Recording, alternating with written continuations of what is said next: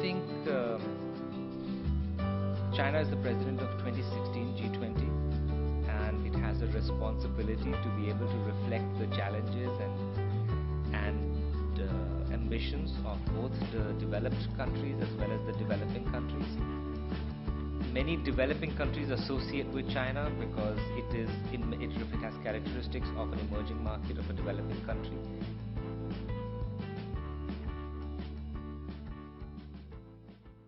The issue that we are now finding for the inclusive growth is the kind of imbalance between the power of the government or capability of the government and the level of the growth. What I would like to say is that, for example, the emerging market, they need a huge infrastructure, huge amount of infrastructure. But for some reason, the governments of these countries are not capable enough to fund it by itself at this moment.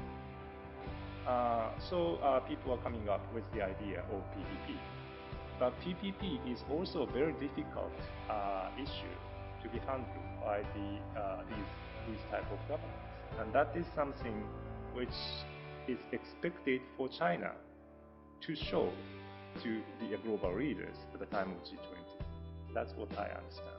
Many developing countries associate with China because it has characteristics of an emerging market of a developing country. India associates with China too, as you've seen in Paris in climate change talks, as well as in some of the other forums, that it associates with China in some ways because it sees China as a developing country that has done very well for itself.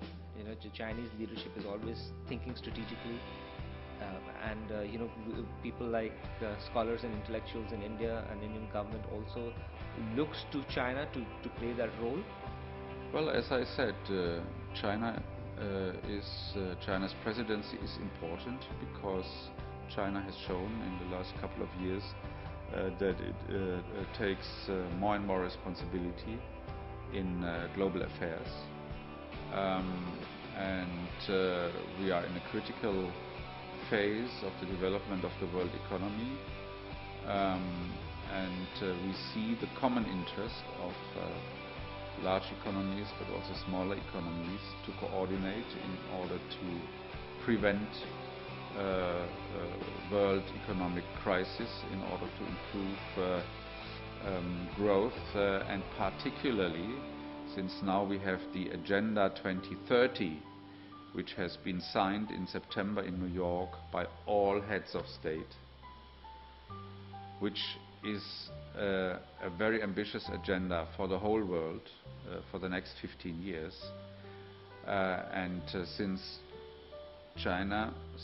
President Xi Jinping has agreed that this would be also an important milestone now for the G20 policies, we expect that China will do a lot in the coming months in the run-up to the Hangzhou summit to really get G20 members around the table and discuss the major issues and get some beneficial output and commitments for the G20 which can be decided upon in September in Hangzhou.